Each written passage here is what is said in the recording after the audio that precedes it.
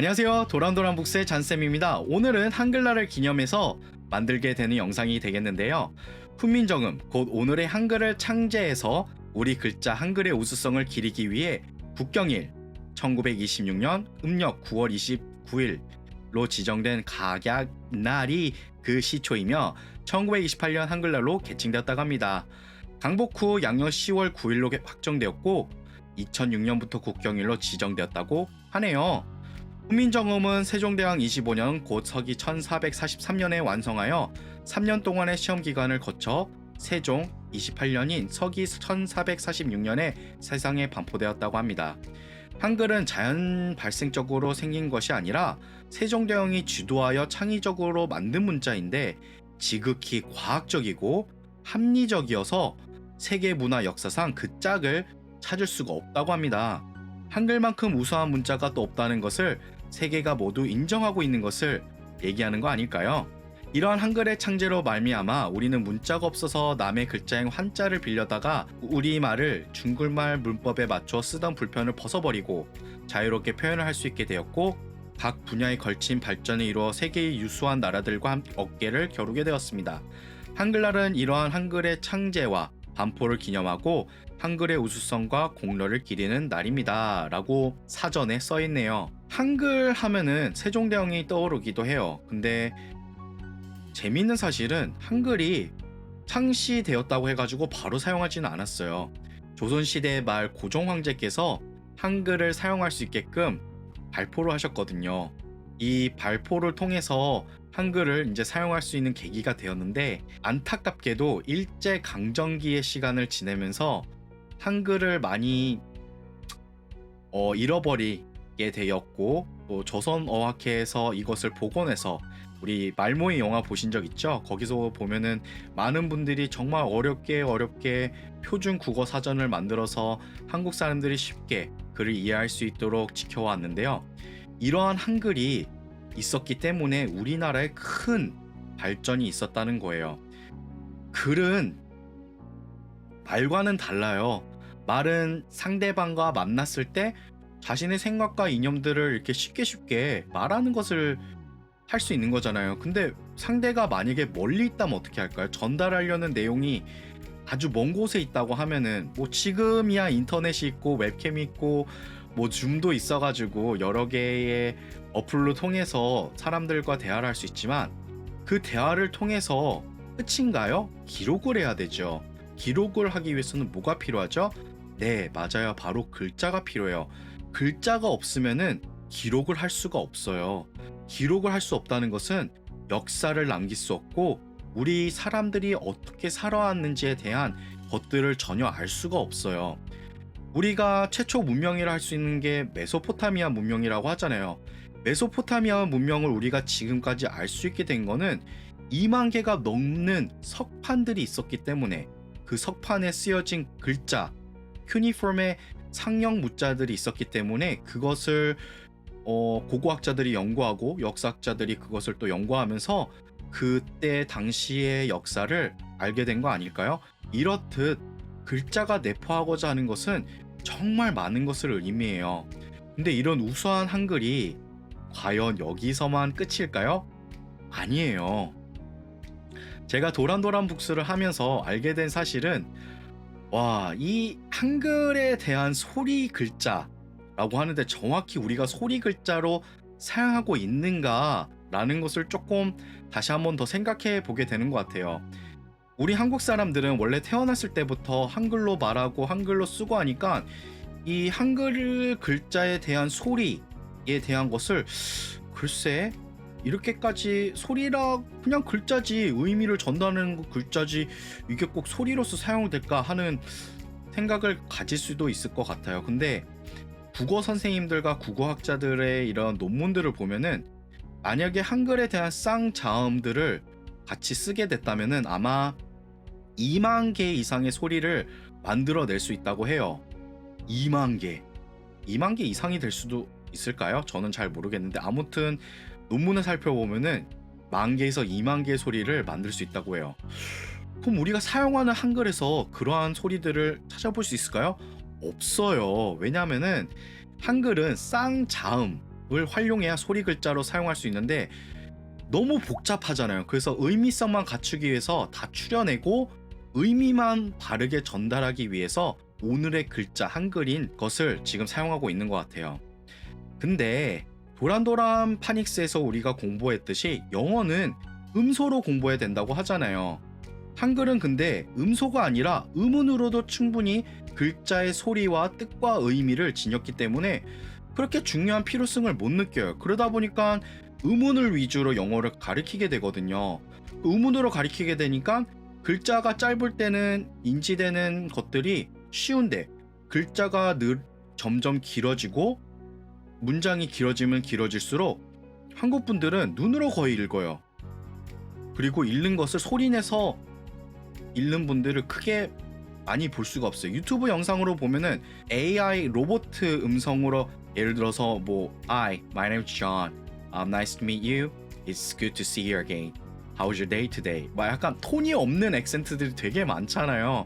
그런 게 AI, 그러니까 스트럭처대로 말을 해야 되는데 우리가 그 글자의 소리들을 정확하게 알지 못하다 보니까 조금 틀리는 것도 좀 싫고 성향상 그쵸? 틀리는 건 좀 그렇잖아요.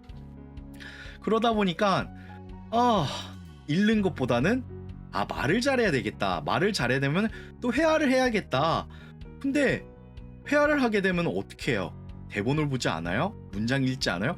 그럼 글자의 소리들을 정확하게 알아야 되는데 어렴풋이 비슷하게 읽는 것들이 되게 많아요.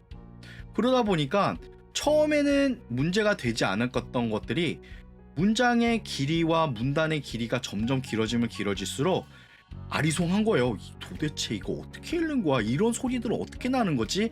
라는 궁금증을 갖게 되는 거잖아요. 그래서 파닉스가 따단! 하고 우리나라에 보급이 되기 시작했어요. 파닉스는 이런 겁니다. 파닉스 이렇게 공부하시면 됩니다. 그래서 저도 파닉스 공부를 해보니까 아니 글자의 소리가 정확하게 정의가 되어 있지 않아요. 그거 어떻게 된 거지? 이런 것들을 조금 정확히 알아야 글을 정확하게 읽을 수 있는데 왜 이런 것들을 다뤄지지 않았을까? 라고 해서 연구를 했죠. 막 엄청 읽고 책도 보고 막 했더니 오 마이 갓! 대부분의 파닉스의 저자분들은 한국 분이신 거 아세요? 한국 분들이 당연히 훌륭한 정말 열심히 공부해서 만드신 책이긴 하죠. 근데 원어민이 정해놓은 책들을 기준을 삼아서 공부를 해야 소리에 대한 것들을 정의할 수 있지 않을까요? 아무리 외국 사람이 유창하게 한국말을 한다 하더라도 약간 1~2% 부족한 그 억양이 있잖아요. 미국에 대한 파닉스도 그런 것 같아요. 영국에 대한 파닉스도 그렇고요.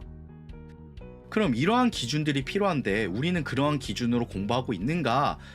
거의 시장을 봤을 때는 80% 이상은 그렇지 않은 것 같아요. 그러다 보니까 파닉스에 대한 신뢰도가 쭉쭉 떨어지는 거야. 파닉스를 했어. 3개월을 했어. 6개월을 했어. 근데 애가 결국에는 시간이 돼 보니까 못 읽어. 못 읽으니까 어떻게 해요? 아유 이거 잘못했네. 이거 파닉스 배워봤자 도움도 별로 되지도 않고 아니 굳이 꼭 이런 것들을 배워야 해? 라는 것들이 계속 생각하게 되는 거게 되겠죠. 그러니까 파닉스에 대한 파닉스 책이 아니다 보니까 파닉스라고 말하기에도 애매한 책이다 보니까 이거 어떻게 해야 될까? 라고 제가 항상 의문증을 갖고 있었어요. 유튜브 영상 보니까 저는 100% 한국인이요. 외국도 나가지 않았어요. 그냥 이렇게 말해도 네 그렇게 말해도 돼요. 근데 뭔가 약간 조금 더 잘하고 싶은 마음이 있잖아요. 완벽한 발음으로 완벽한 액센트로. 그러기 위해서는 우리가 글자의 소리를 정확하게 알고 있어야 돼요. 제가 항상 늘 저번 영상에서 강조했었죠. 음소를 정확하게 기억해야 글자의 소리를 정확하게 알고 읽을 수 있다. 근데 그걸로 끝나는 게 아니에요. 끝 겹자음 발성, 첫 겹자음 발성, 블렌딩을 하고 또 거기서 디코딩도 해야 되는 거예요. 이 수많은 내용들을 같이 반복하고 또 반복해야만 글을 보다 비슷하게 읽을 수 있게 되는 거예요. 근데 지금 상황에서는 그러한 내용들을 뒷받침해주는 파닉스 책들이 없다 보니까 좀 어려운 부분이 사실적으로 있는 것 같아요. 저도 정말 그렇게 잘 읽는 건 아니지만 그래도 외국에 좀 살았으니까 외국인들의 발음을 많이 들었어서 도움이 됐던 것 같아요. 그러니까 많이 들어야 되는 건 맞는데 많이 들어서 끝나는 게 아니라 많이 듣고 글에 대한 소리를 규칙을 알고 정확하게 읽으면은 발음은 더 구체적으로 될 수 있어요. 이러한 것들을 우리가 바로 하려면은 바로 제1모국어인 한글로 영어를 배워야 되는 거예요. 다른 분들은 그러세요. 아니 한글로 배우면은 발음이 이상하던데 이거 굳이 이렇게 한글로 배워야 돼? 네, 그거 아세요? 전 세계의 대부분의 나라들은 다른 타국의 언어를 배울 때는 자신들이 사용하는 모국어를 사용해서 영어를 배워요. 스페인 같은 경우에도 L1, L2 방식이라 해가지고 L1은 스페인 제1모국어고요. L2는 제2 언어인 영어를 지칭해요. 그러니까 스페인의 발음도 영어와 그렇게 비슷한 유사한 소리를 지녔음에도 스페인에 대한 언어의 기준을 따로 정하고 영어에 대한 포네틱, 음소에 대한 소리를 따로 정해가지고 아이들을 가르치고 있어요. 왜 그럴까요? 발음과 소리는 비슷하지만 액센트나 이런 것들이 되게 다르기 때문에 그런 거예요. 그럼 그거를 알려면은 해결할 수 있는 방법은 뭐예요? 자신들이 사용하는 모국어로서 그거를 활용해서 알고 있어야 그렇게 읽을 수 있는 거예요. 그러니까 외국에선 다 그렇게 공부하는데 왜 우리나라에서만 그렇게 한글을 붙여서 영어를 배운다는 거에 어색해하고 막 이렇게 배우면 영어가 안 될 것 같다고 하는 그런 경우가 있을까요? 제가 봤을 때는 대충 했어요. 정확하게 소리에 대한 글자를 연구하지도 않고 그냥 비슷하게 한글의 의미성에 있는 글자로만 사용하다 보니까 안 되죠. 당연히 안 되죠. 쌍자음과 쌍모음들을 활용해야 되는데 안 돼요.